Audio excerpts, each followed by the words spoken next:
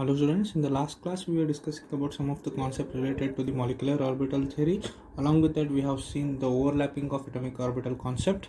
Along with that we have seen some of the examples related to the overlapping of atomic orbitals like SS orbital, SP orbital and PP orbitals also.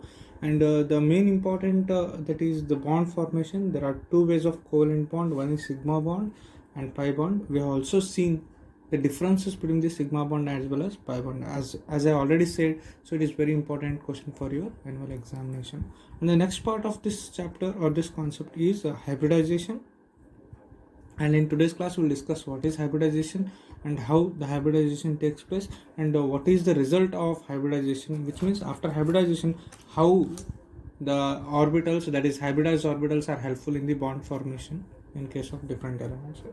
So the main important definition of the hybridization is here.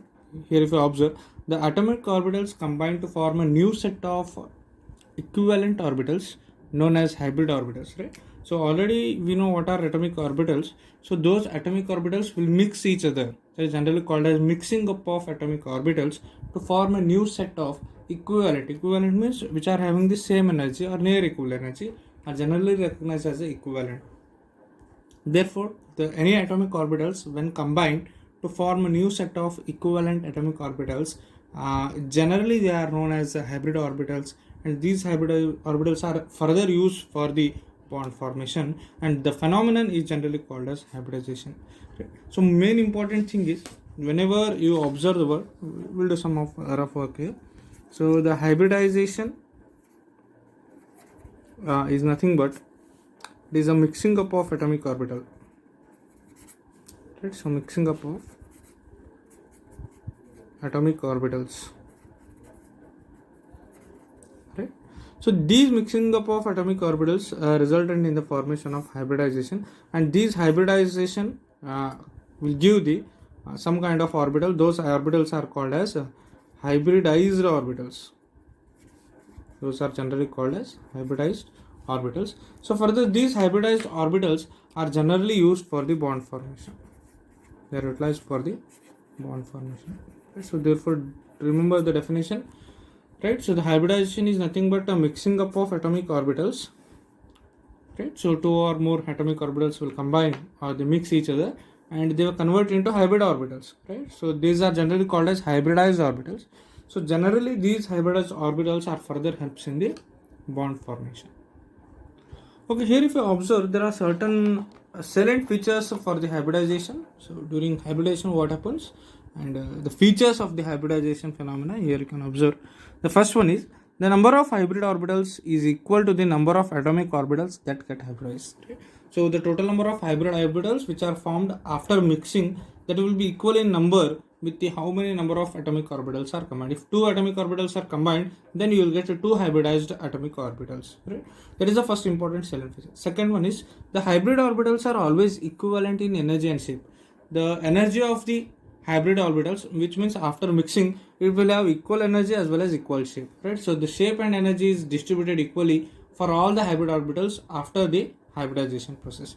Third one is the hybrid orbitals are more effective in forming a stable bond than the pure atomic orbital, which means before the hybridization, whatever the atomic orbitals are initially present with the atom, so more than that the hybrid orbitals are very effective in formation of the bond in case of different atoms, right? So which means the initially it is having the pure atomic orbitals.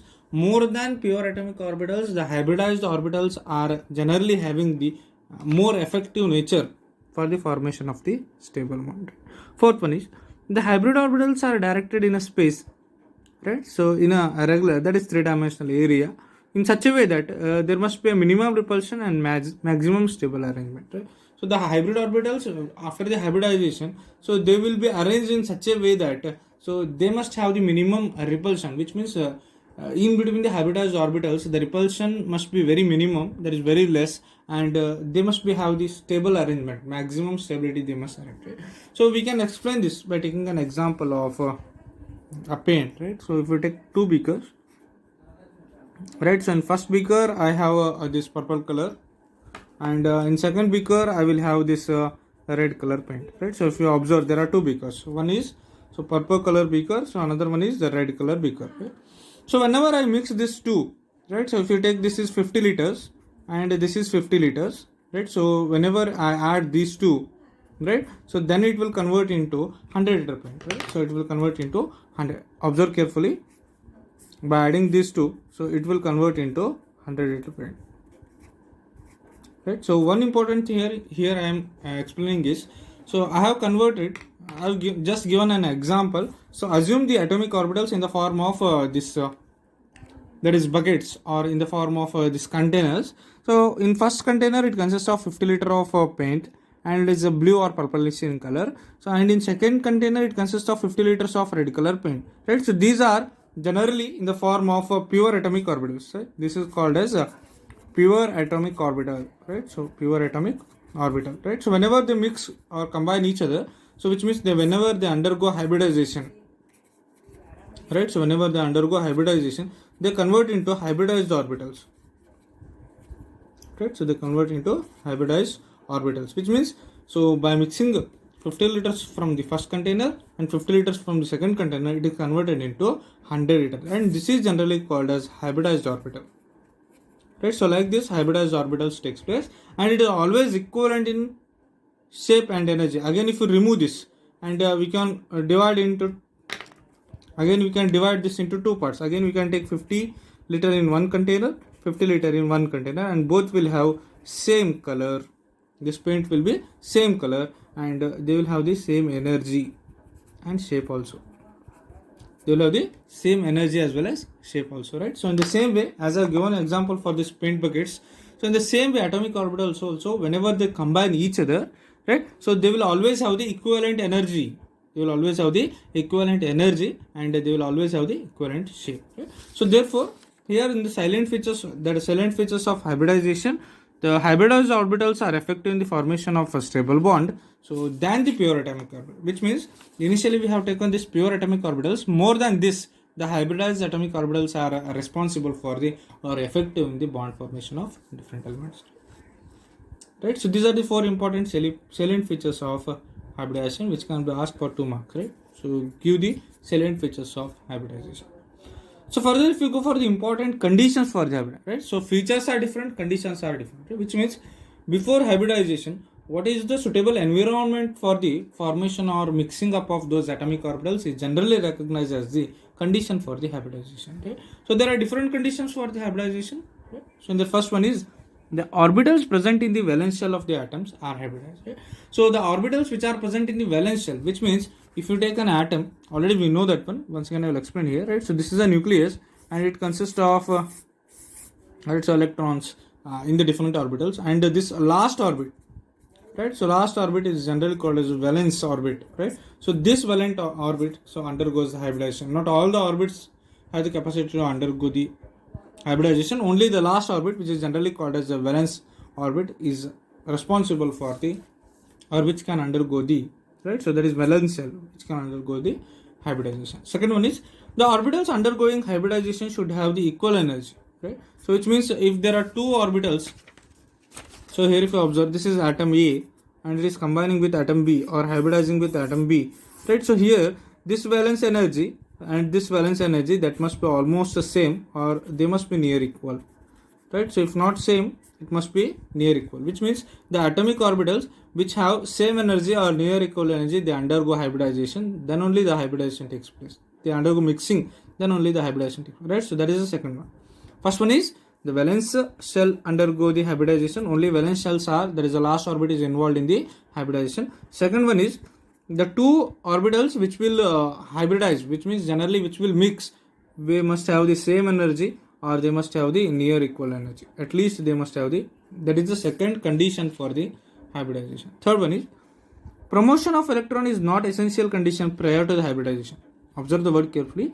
Promotion means movement of the electron is not essential condition. This word is very important. Not an essential condition prior to the hybridization. Prior means before. So before hybridization, there is no any chance of a transfer of electron. The electron which is present in the last orbit, so will not jump into the last orbit of the another atom. This is highly impossible, right? So the prior means before undergoing the hybridization, there is no chance of a transmission of electron. So that is the third important condition. Promotion means movement. promotion of electron is not essential. There is no chance of movement of that electron prior. Prior means before the process of hybridization, right? So only after the formation of the hybrid orbitals, or only after the hybridization process, the electron can jump from last orbit of the one atom to the last orbit of the another atom. Fourth one, it is not necessary that only half-filled orbitals participate in the hybridization. In some cases, even filled orbitals of valence shell take part in the hybridization. Right, so there is one way of formation of hybridization, that is the half-filled atomic orbitals, right? So which means, for example, if an orbital is having some amount of capacity, that is, it can hold 6 electrons. If we take p orbitals, right? So generally these are recognized as like this, right? So these are p orbitals, right? So here, so orbitals that overlap or undergo hybridization, we say that only half-filled, right? So half-filled atomic orbitals will undergo hybridization. But in case of certain conditions, not only the half-filled, even the completely filled atomic orbitals can also undergo the hybridization, right? So hybridization is not restricted for the atoms having a half-filled atomic orbitals, right? So even for the completely filled atomic orbitals, there is a chance of hybridization, right? So first one is the valence orbitals will undergo hybridization. Second one is they must have the same energy or the near equal energy. And the third one is there is no chance of promotion of electron from one atomic orbital to another atomic orbital prior, means before the process of hybridization. Fourth one is it is not necessary that in only half-filled atomic orbitals the hybridization might take place, right? So it is not necessary that only in the half-filled atomic orbitals the hybridization takes place. Even in certain conditions, completely filled atomic orbitals also have the chances of undergoing the hybridization, right? So 4 important silent features, they may ask for 2 marks, and the condition for the hybridization they may ask for 2 marks, right? So out of 2, 1 will be the fixed question for your annual examination. Silent features of hybridization, or they may ask the conditions for it. Both are different, right? So read carefully. Further, if you go for the types of hybridization, there are different types of hybridization. In that first one is sp hybridization, right? So sp hybridization is nothing but one s orbital combined with one p orbitals, and it will undergo sp hybridization. If you take the example of BeCl2, here the beryllium is bonded with 2 chlorine atoms, so therefore we will call it as BeCl2, right? So first important thing here is sp hybridization, right? So we are studying the types of hybridization, right? So in case of types of hybridization, here if you observe, right? So in that first one is sp hybridization. The word itself says, so in case of sp hybridization, what happens? So one s orbital and one p orbital, right? So one s and one p will combine and they will undergo sp hybridization, right? So already we know that s orbital is always spherical in shape, right? So s orbital, that is x axis, y axis, and it is having the z axis, right? So this is s orbital. Plus we know that p orbital is always in the dumbbell shape, right? So this is x axis, this is y axis, and this is z axis, right? So one s and one p will combine and they will convert into, generally it is in the form of like this, right? So s and p, right? So this is generally called as sp hybridized orbitals. This is generally recognized as, observe here, this is the generally recognized as sp hybrid orbitals. That is generally recognized as sp. If you take the example of BeCl2, beryllium chloride, right? So here what happens? Here observe. So already down here, right? So here beryllium is bonded with 2 chlorine atom from the both the side. Beryllium is bonded with 2 chlorine atom from the both the side. Here if you observe, so the diagrammatic representation is like this, right? Further it is bonded with this, right? This is the hybrid orbitals for the beryllium, and this is the structure of beryllium, and these two are chlorine atoms, right? So plus from here, plus from here, and this bond angle is, so this bond angle is 180 degree, right? So it is a linear structure, right? Because beryllium is bonded with chlorine from one side, chlorine from another side, right? So always remember, sp hybridization is nothing but it is a mixing up of one s orbital and one p orbital, right? So one s orbital is mixed with one p orbital and it will undergo sp hybridization, right? So it is in this way. So if you take an example of beryllium chloride, one beryllium is bonded with 2 chlorine atoms. Okay, if you go for the second type of hybridization, that is sp2 hybridization, right? So whenever one s orbitals combines with the 2p orbitals, so it will convert into the sp2 hybridization. The same thing I have written here. So there is an involvement of one s orbital and two p orbitals to form an sp2 hybridization. Example, if you take a boron trichloride, that is the best example for sp2 hybridization, right? So here I will write here, observe carefully. So after sp hybridization we can go for sp2 hybridization.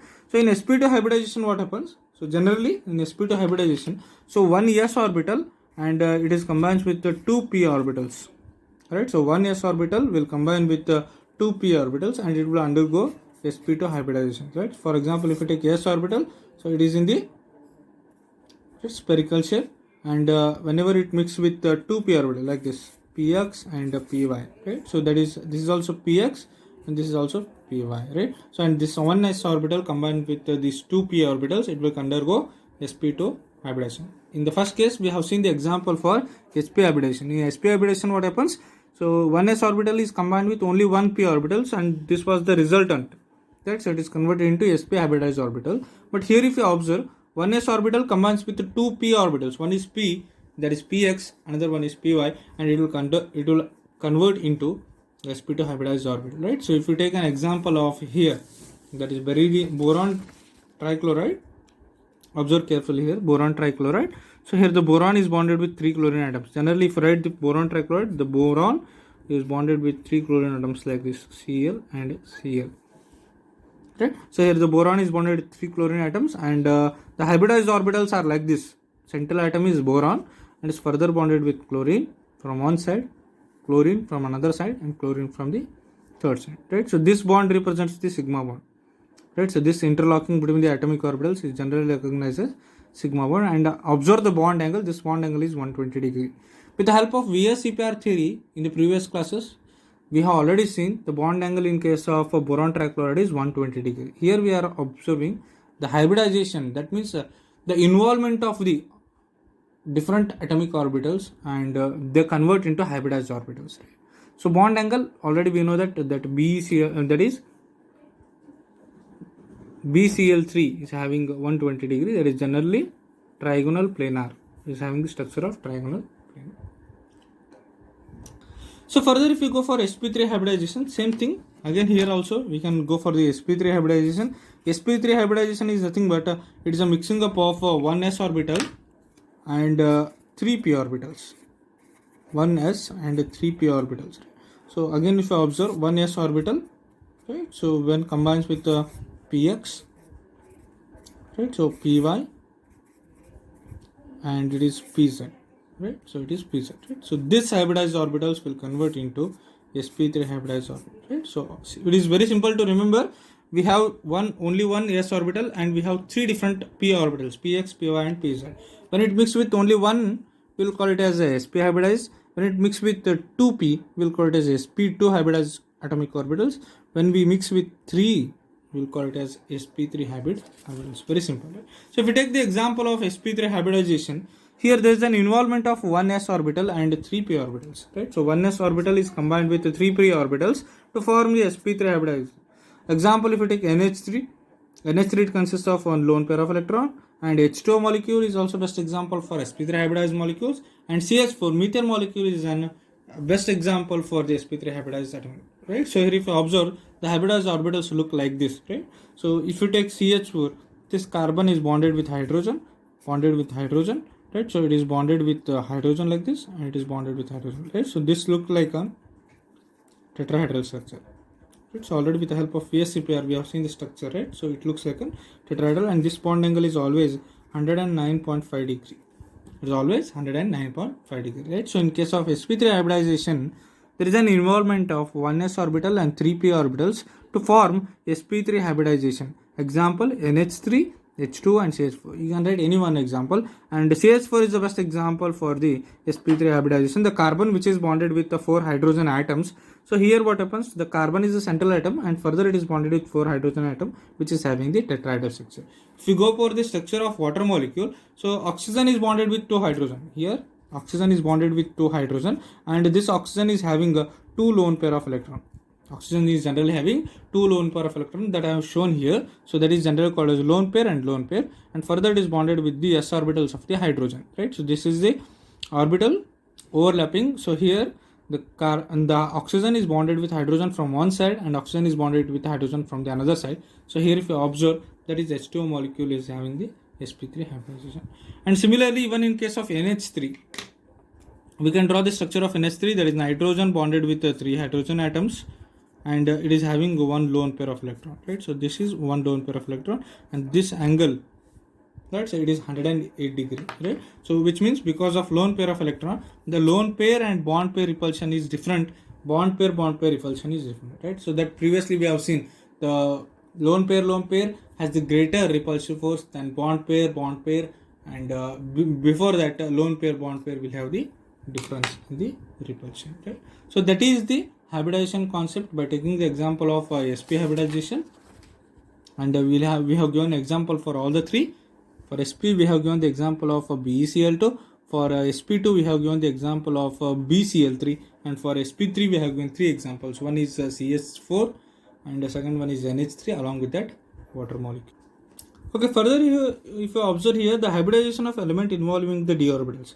So up to now we have seen the hybridization involving only one s and different p orbital, that is sp hybridization, sp2 hybridization and sp3 hybridization. Here there was no any explanation regarding to the d orbital, but according to your syllabus they have also given one important concept, that is hybridization of elements involving even d orbitals. Then what kind of hybridization that might take place, right? So if you take an example, for your syllabus there are two examples. One is PCl5, this phosphorus pentachloride. Second one is SF6, that is called as sulfur hexafluoride. These two are very important examples for the hybridization of elements involving the d orbital, which means, as I already said, so before this we have studied only the hybridization regarding with the s and p orbitals. Here if you check or observe, so only s and p we have talked. So further, whenever you involve even the d orbitals, so what kind of hybridization might takes place in that? So that can be explained by the formation of PCl5 and formation of SF6.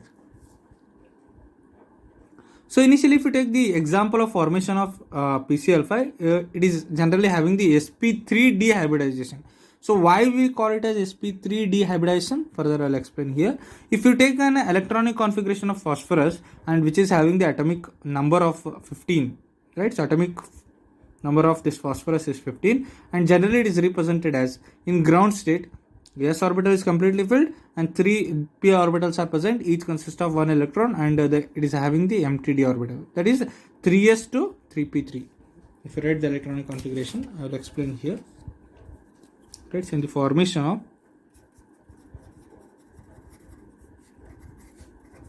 PCl5, right? So in the formation of PCl5, what happens? So if you take the electronic configuration of phosphorus, which is having the atomic number, that is Z is equal to 15. If you write the electronic configuration, the outermost is 3s2 and 3p3. It is having the outermost electronic configuration, that is in the ground state. So we can recognize this electronic configuration by the box arrangement for phosphorus. So in the ground state, what happens? So in the ground state, what happens? This can be written as, right? So s orbital is only 1 and p orbitals are 3 and d orbitals are 5. That is 1, 2, 3, 4 and 5, right? So these are d orbitals. So here if you observe, the s orbital consists of 2 electrons according to its electronic configuration. So I can fix this with 2 electrons, and p orbitals are 3, each consists of 1 electron, right? So 1 electron, right? That is 3s and 3p, and this is 3d, right? So in the excited state, so excited state means when the electrons jump from one orbital to another orbital in the excited state. So what happens? So here you can observe carefully here, this one electron from this will jump to here, right? So I will draw this, right? So this one electron, it is completely filled, it will jump to this orbital, that is it will jump to this 3d. So therefore it consists of one electron, this also consists of one electron each, and it will be written here, that consists of one electron, right? Which means in excited state, the electron which is present in p orbital, that is these 2 electrons will jump, this electron will jump to this orbital, right? So therefore I can show that here also.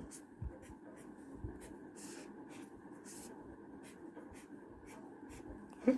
So this is 3s, this is 3p, this is 3d, right? So one electron is here, right? So these are 3 electron, and this has jumped here and is converted into, right? So further, whenever this phosphorus combines with the 5 chlorine atoms, which means the phosphorus, one phosphorus atom will combine with 5 Cl atom, right? So which means all these 5 Cl atoms will give 1 electron in all the orbitals, right? So for this orbitals, right, so there are 5 orbitals, so therefore there is a chance of adding of Cl to this, because it is bonded with 5 chlorine, PCl5. So therefore the PCl5 can be written as, here if you observe,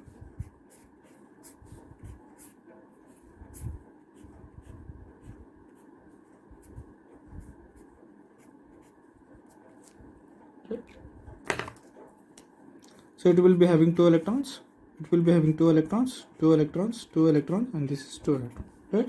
Because 1 electron is already present by the phosphorus, and another 1 electrons is given by the chlorine atom. So therefore, so these orbitals will combine, this 1 electron, sorry, this 1 orbital will combine with the 3, right? So this is 3s, 3p, and this is 3d, right? So it has taken 1 s orbital and 3p orbitals, and has taken 1 d orbital. So therefore it is equivalent to sp3d hybridization.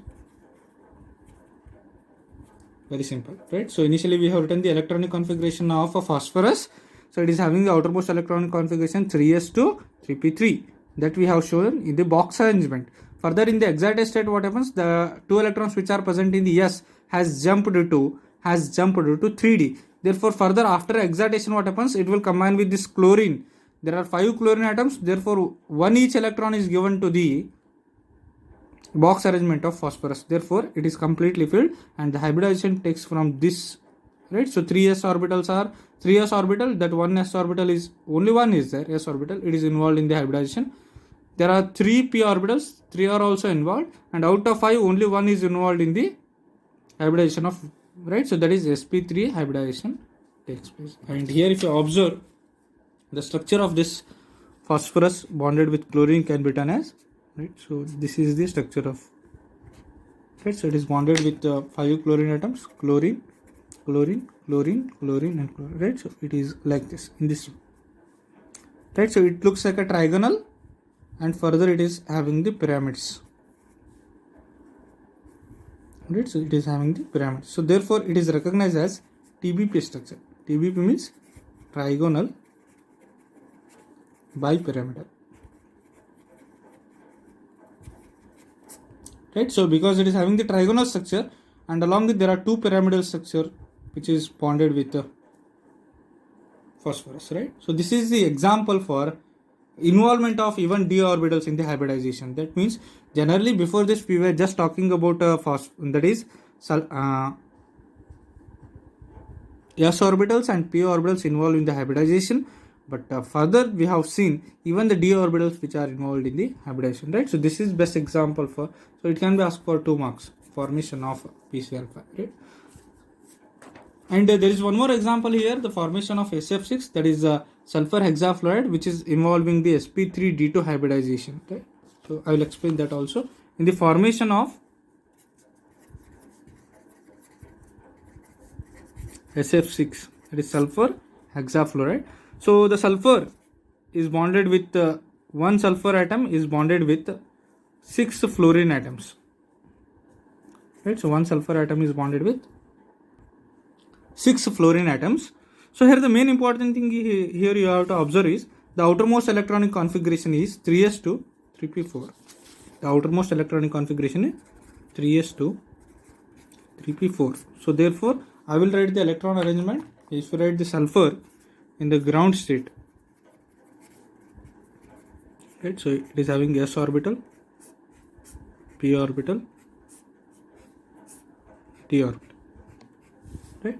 So that is 3s, 3p, 3d, right? So 3s is completely filled, and in 3p there are 4 electrons, right? Which means the first electron, the first orbital will get 2 electrons. There is the arrangement of 4 electrons in the 3p, that is 3p4. This is 3p4 and this is 3s2. Further, in the excited state, what happens? The sulfur, in case of excited state, right? So in case of excited states, so here the electron from the s orbital will jump to the d orbital, right? So 3s, 3p and 3d. So this electron will jump here. So here if you observe, right, so this electron will jump here, and this double electron will jump to the second orbit, right? So both are completely filled, these two orbitals. So one orbital will give one electron from this s orbital will jump to the 3d first orbital, and one electron from the 3p first orbital that is completely filled, that will jump to the second orbital. Therefore what happens, it looks like this, right? So further there are 6 fluorine atoms, further it is bonded with 6 fluorine atoms. So fluorine, fluorine, fluorine, fluorine and fluorine, that is fluorine will give electron to all these 6 orbitals, and therefore we can write or we can predict this structure like this. In case of SF6 it looks like this, 3p orbitals, right? So there are 5, right? So this is 3s, 3p and 3d. After SF6 it will convert like this. It looks like this, right? So therefore this type of hybridization will undergo 1 s orbital, 3p orbitals and 2 d orbitals. So therefore we can write it as sp3d2 hybridization. It will be recognized as sp3d2 hybridization. And if you go for this structure, sulfur is bonded with 6 fluorine atoms. Sulfur is bonded with 6 fluorine atoms like this.